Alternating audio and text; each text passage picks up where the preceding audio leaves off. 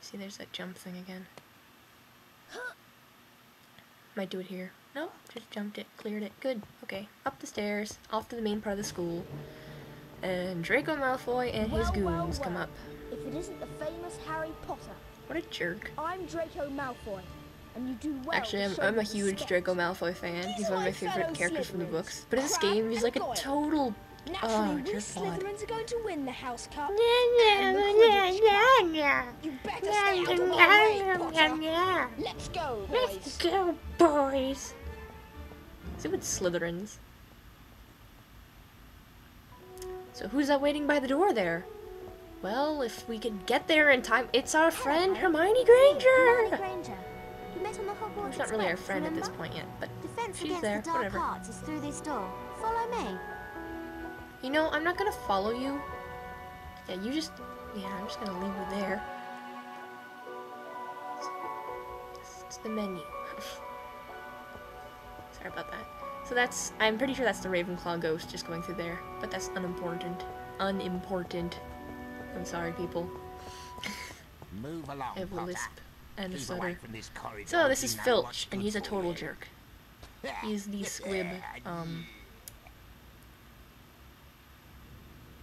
frick. Janitor guy, custodian. He basically cleans the place by hand, which is gotta be crazy. Alright, so this is Professor Quirrell's class. We're in Defense Against the Dark Arts. I am Awesome! Professor Quirrell. Today we'll learn how to protect ourselves against the dark magic with the Flipendo spell.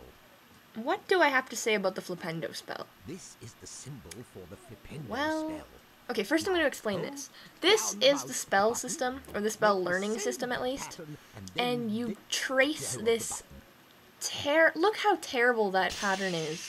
It looks like it was done with one of those, like, little bubble brushes in, like, a really cheap Photoshop. Look, oh god, that was really bad. And it is surprisingly difficult to keep within those lines, especially when it has all these little... It's not perfectly smooth, see? It's got all these, like, little kinks in it. So, if your spell goes off the little kinks, you're gonna lose points. 5 points for Gryffindor. Now, the percentage at the bottom, when you're doing the spell, if you can manage to hit that much, see the pass mark 65, if you manage to hit 65 or more percent while doing this, like that much stays on the path, then you will pass and you will get points for it. And you know, the mark gets higher and higher and higher, and it gets harder and harder to reach it. Anyway, the Flipendo spell is a spell they completely made up, just so that they could have a spell that pushes buttons and tips things over. Which I think is a little silly, because you'd think that you'd be able to, like, Harry would be able to manage that by himself. He can go up and push a button and maybe push a block. Most video game characters seem to be able to do that. But that's okay. I mean, you know, they didn't have much other magic to stick in there, so they're like, yeah, we'll make up a spell for it and make it cool. Make it a spiral. Yeah. Flipendo!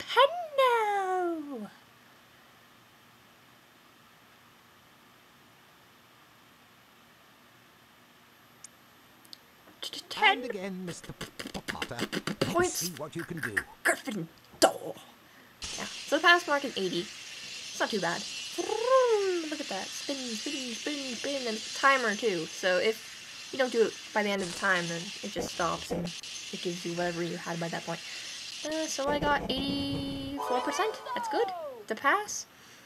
An outstanding. Now I could have sworn when I was effort, playing Mr. this when I was Potter. younger that 15 only points went for up to 3 Gryffindor. rounds, but I guess there's 4 rounds, because Go on, there's Mr. the last Potter. one.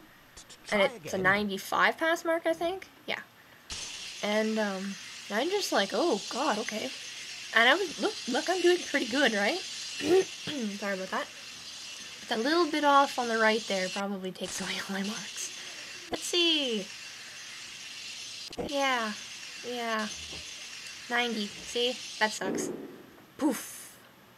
If you do not accomplish a spell instead of the colored sparks like you're supposed to have, it will just do those weird kind of snowflakey, dusty, poof type things.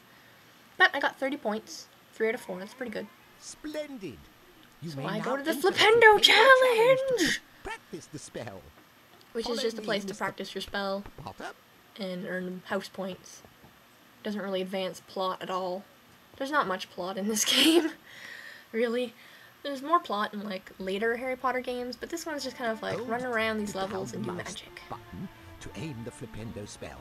Release the button to cast the spell. Try it on that barrel.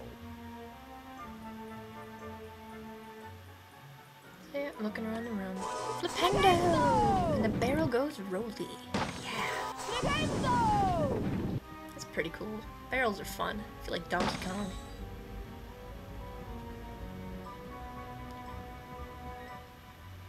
So yeah. See, there's that door, and there's a challenge star behind it. And challenge stars are the things you have to collect for each spell challenge. And there's a set number to collect, and there's a few extra, so you get extra points if you collect them. So yeah, see that? There's the cauldron. You could tip that over just by, well, maybe it's a little heavy. Cauldrons could probably get pretty heavy. You would land on your foot and hurt a lot. So yeah, cauldron. And Harry really has a really weird, annoying, high kind of pitched voice. Flipendo! It sort of gets aggravating. See, these buttons freak me out. They got weird little gnomey goblin guys on it. Like, I like the aesthetic touch and all, but still freaks me out a little. Freaked me out then, freaks me out now. But I do like how they put those little kind of details in, like the carvings around walls and doors. Going on a bridge. I want to try and show you down on the bottom of the bridge just to see, but it seems like this isn't a place where you can jump off. There's areas where if you fall, you will die. And, oh, wait, I might be able to get some. Oh, God, what is going on with the camera? Okay, no, that's not gonna work. So anyway. Flipendo! Get me some beans! Gonna trade them for a cow. Just some poor sucker, and then he's gonna go and fight a giant. And I'll be all like, ah, take that giant. Stop scratching your head, boy. See, this is the bridge moved, and I'm gonna see if I can peek down there. Oh, never mind. This one is covered by a net thing, and it looks like there's a door, so you probably won't die. But in other areas, it's just this kind of black bottomless pit with floaty blue bubbles. I don't know if that's goop I'm falling into or magic bottomless pit. I have no idea. So crossing the bridge. I do like how this game looks, even if it is pretty dated. The like different lighting and stuff. You've got weird orange light. Oh. Hello, Harry Potter. Yep. I am Nearly Headless Nick, the Gryffindor House Ghost. I am Nearly Headless Nick, the Gryffindor Ghost. Now, this is a save game book. When you touch it, your game will automatically be saved. So this is our introduction to the save game book. From this point. It's like saying save game book. And you can also load it a is just the game save from point, the main and you menu. walk into it and it saves. And this is Nearly Headless Nick, and as he said, he's the Gryffindor Ghost. And he's nearly headless because his head was supposed to be cut off, but it's just kind of hanging by some ghosty flesh, and it's gross. Search everywhere, Harry. There are secrets to uncover. There are secrets to uncover, you know. Yes, okay. No one takes you seriously when your head's unhinged. Yeah. Okay. Nick might seem like a cool dude now, but he is a total jerk. Oh my god.